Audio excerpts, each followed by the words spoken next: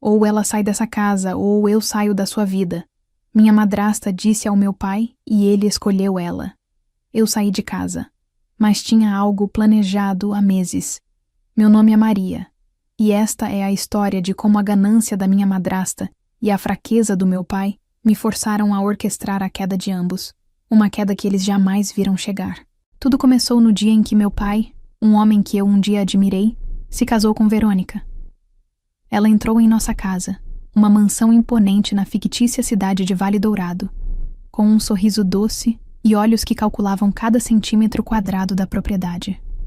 A casa, herança da minha mãe, era mais do que tijolos e argamassa para mim. Era o santuário das minhas memórias mais felizes, o último vestígio tangível da mulher incrível que me deu à luz e que o destino levou cedo demais. Minha mãe, uma empresária visionária do setor de agronegócio, construiu um império do zero. Ela era a força, a inteligência e o coração da nossa família. Quando se foi, vítima de um câncer avassalador, deixou para mim e para meu pai não apenas uma fortuna considerável, mas um legado de integridade e trabalho duro. E a casa, claro, estava em meu nome. Uma precaução que ela, em sua sabedoria infinita, havia tomado anos antes. Meu pai teria o usufruto vitalício, o direito de morar nela até o fim de seus dias. Mas a propriedade era minha. Um detalhe legal que ele parecia ter convenientemente esquecido. Verônica, com seus vestidos caros e sua aura de falsa sofisticação, começou seu trabalho de sapa lentamente. Primeiro, foram pequenas sugestões. Amor, essa decoração está um pouco datada, não acha? Precisamos dar um ar mais moderno, mais nosso. Depois, vieram as críticas mais diretas, sempre disfarçadas de preocupação.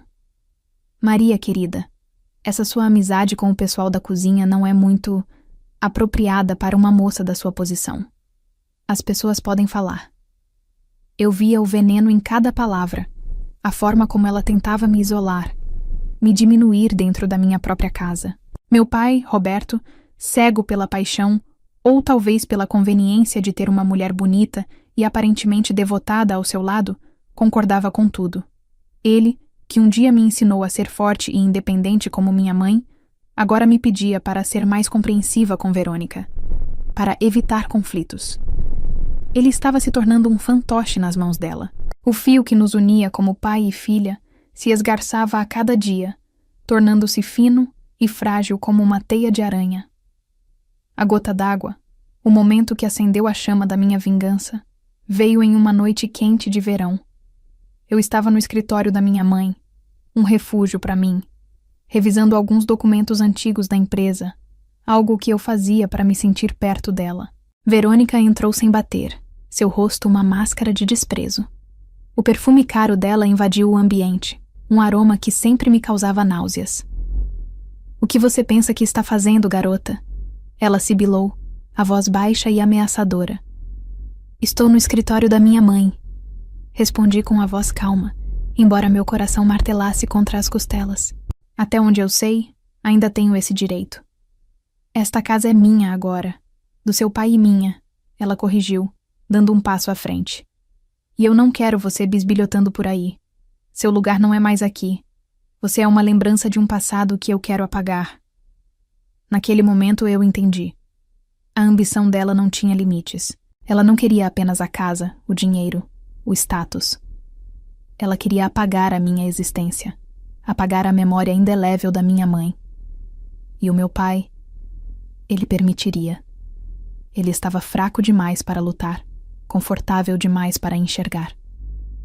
Foi naquela noite que o plano começou a tomar forma. Um plano meticuloso, silencioso, que eu teceria nos meses seguintes. Eu não seria a vítima. Eu seria a caçadora. Eu sabia que confrontá-los diretamente seria inútil. Eu era a filha, a criança. Eles eram os adultos, o casal. Minha palavra contra a dela seria facilmente descartada. Então, eu decidi usar a própria ganância dela contra ela mesma. O amor dela por dinheiro e poder seria sua ruína. Comecei a minha investigação. Discretamente, usei uma parte da minha herança para contratar um investigador particular, um homem grisalho e de olhos astutos chamado Sr. Antunes, recomendado por um dos antigos advogados da minha mãe. Pedi a ele que vasculhasse o passado de Verônica, cada canto escuro, cada segredo enterrado.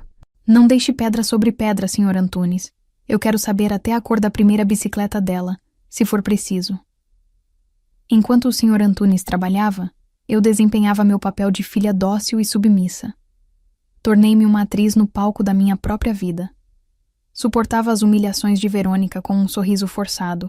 Engolia as desculpas do meu pai. Ela só quer o nosso bem, filha. Cada olhar de triunfo dela, cada palavra de condescendência dele, era como combustível para o fogo que ardia dentro de mim. Eu os deixei pensar que estavam ganhando. Os relatórios do Sr. Antunes começaram a chegar em envelopes pardos que eu recebia em uma caixa postal alugada.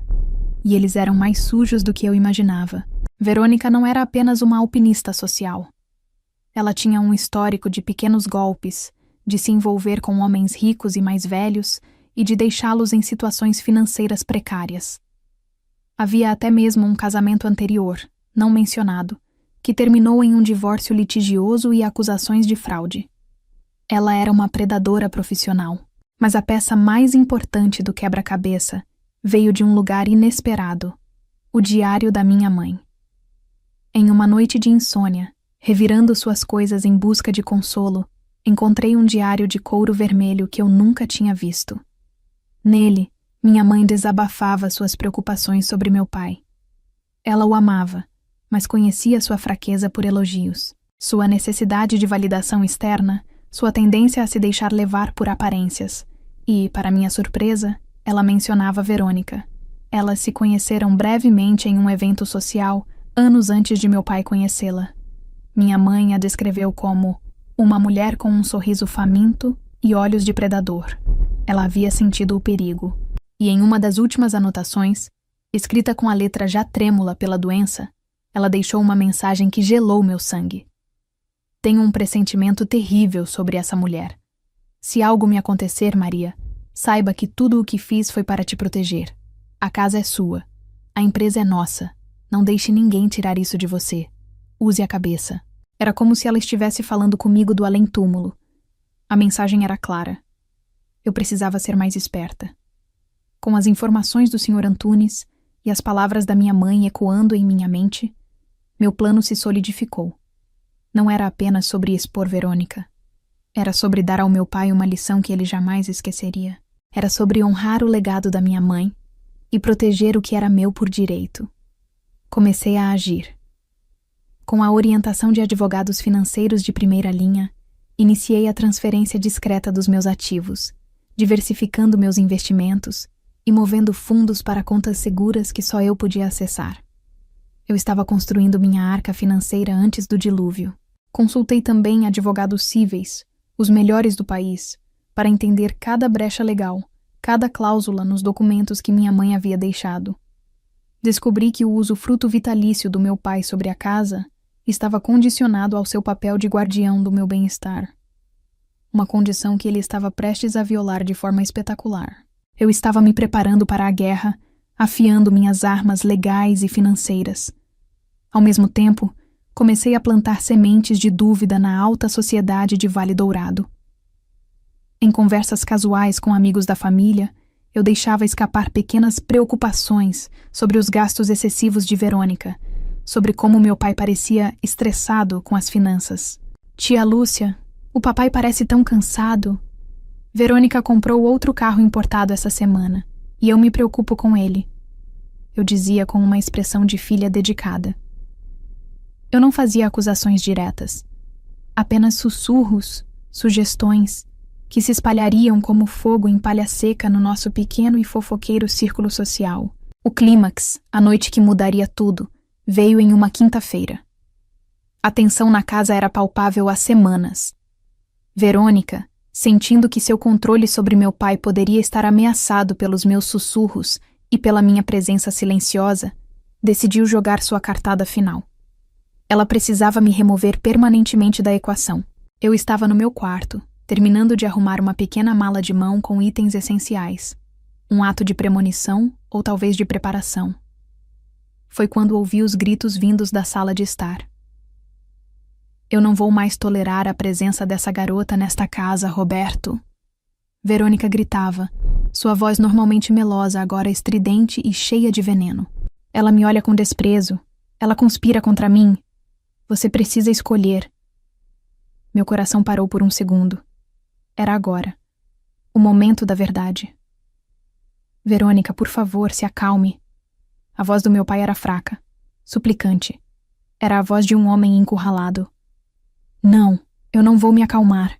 Ou ela sai desta casa e da sua vida, ou eu saio.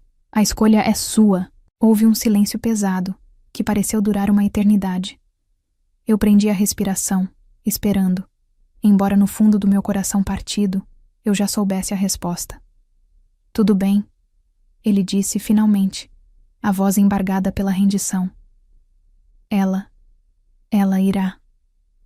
A dor que senti naquele momento foi aguda, cortante como um caco de vidro. Mas foi rapidamente substituída por uma determinação fria e cortante. Ele a havia escolhido. Ele havia escolhido a mentira, a ganância, em vez da própria filha, do próprio sangue. Eu fechei minha mala silenciosamente. Desci as escadas, meus passos abafados pelo tapete persa. Eles estavam na sala. Verônica com um sorriso vitorioso no rosto. Meu pai de costas para a porta, os ombros caídos em derrota. Eu ouvi, eu disse. Minha voz surpreendentemente firme, sem um pingo de tremor. Meu pai se virou, seus olhos cheios de uma culpa patética. Maria, filha, eu... Não diga nada. Eu o interrompi erguendo a mão. Você já fez a sua escolha. Verônica me olhou com um triunfo mal disfarçado. Acho que isso é o melhor para todos, querida. Você precisa seguir seu próprio caminho. Eu olhei diretamente para ela. E pela primeira vez em meses, deixei que ela visse a verdade nos meus olhos. Não a mágoa, não a submissão, mas o desprezo gelado de quem segura todas as cartas. Você pode ficar com ele, eu disse, com um leve encolher de ombros. E com a casa. O sorriso dela se alargou, presunçoso. Por enquanto, eu acrescentei, e vi um lampejo de incerteza em seus olhos. Ela não entendeu, mas a semente da dúvida foi plantada. Eu me virei e saí pela porta da frente, a mesma porta por onde minha mãe saiu pela última vez. Não olhei para trás. A noite estava fria, mas eu me sentia aquecida pelo fogo da minha vingança prestes a ser servida. Eles não tinham a menor ideia do que eu já havia colocado em movimento meses antes. A teia estava tecida. Era hora de puxar os fios. Nos dias que se seguiram, instalei-me em um apartamento discreto que havia alugado com antecedência. Foi um período de solidão e foco intenso. Enquanto Verônica e meu pai celebravam a paz recém-conquistada, com jantares e festas para exibir seu poder, eu estava acionando a fase final do meu plano. O primeiro golpe foi financeiro e corporativo. Com a ajuda dos meus advogados, executei uma cláusula no estatuto da empresa, elaborada pela minha mãe.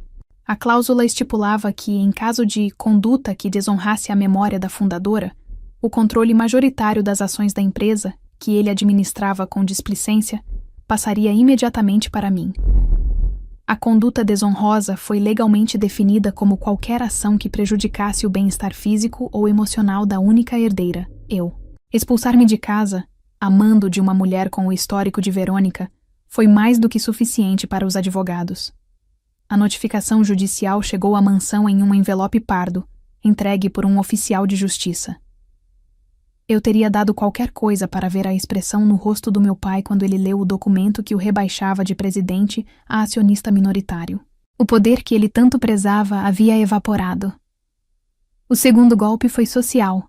O dossiê completo do Sr. Antunes sobre Verônica, incluindo cópias de processos, depoimentos de ex-parceiros lesados e provas do seu casamento secreto e do divórcio fraudulento, foi vazado anonimamente para os principais colunistas sociais e blogs de fofoca de Vale Dourado. O pacote incluía fotos, documentos e até um áudio de Verônica tentando extorquir um antigo amante. Em questão de horas, a imagem de dama da sociedade de Verônica foi obliterada.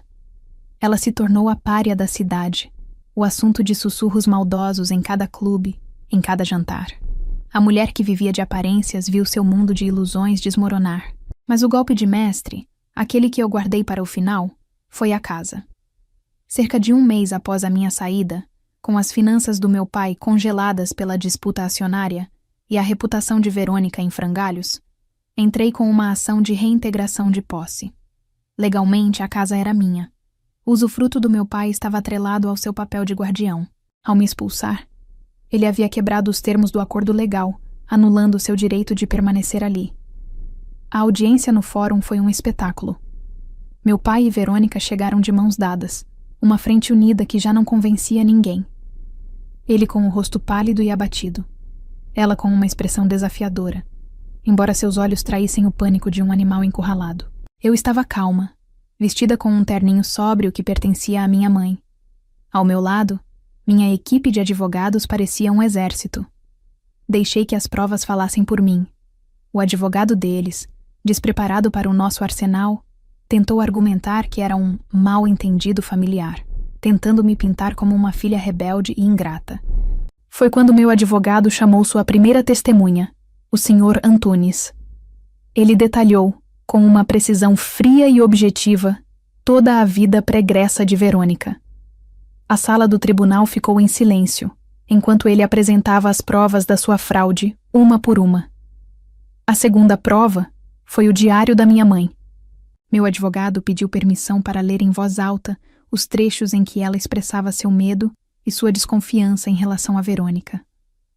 A voz da minha mãe, lida por um estranho, encheu a sala, e eu senti as lágrimas arderem nos meus olhos. Mas eu não chorei. Eu me mantive firme, sentindo a força dela fluindo através de mim. O golpe final foi a gravação. Na noite da minha expulsão, antes de descer as escadas, eu tive o discernimento de ligar o gravador do meu celular. A discussão inteira, o ultimato de Verônica, a escolha covarde do meu pai, tudo foi capturado em áudio cristalino. Quando o áudio foi reproduzido no tribunal, um suspiro coletivo percorreu a sala. A voz estridente de Verônica ecoou. Ou ela sai desta casa e da sua vida, ou eu saio. Em seguida, o silêncio e a resposta derrotada do meu pai. Tudo bem, ela irá. Aquilo selou o destino deles. Não havia defesa contra a verdade nua e crua. O juiz, um homem de semblante severo, não precisou de muita deliberação. A decisão foi rápida e brutal. A reintegração de posse foi concedida a mim, com efeito imediato. Meu pai e Verônica tinham 24 horas para desocupar a minha casa. No dia seguinte, voltei para casa. Não para morar, ainda não, mas para supervisionar a saída deles, para testemunhar o fim do seu reinado. O cenário era de caos. Caixas de papelão baratas espalhadas por todos os lados.